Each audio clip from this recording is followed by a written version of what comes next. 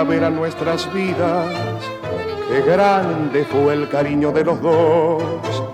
Vivíamos sin penas, sin espinas, dos almas, pero solo un corazón. De pronto, la amargura de un reproche y el cielo de los dos oscurecía. La tibia primavera se hizo noche y el brillo del orgullo nos cegó. Nosotros tanto y tanto nos amamos y estamos para siempre separados. Nosotros fuimos solo un corazón, por el mísero amor propio nos quedamos sin amor. Nosotros hoy lloramos, pero es tarde.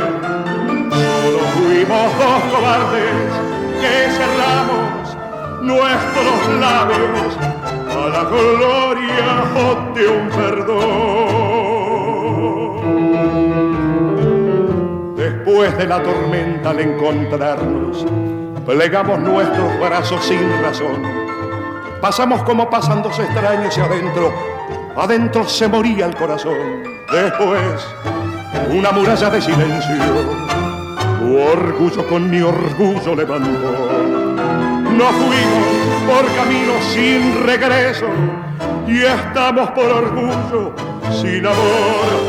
Nosotros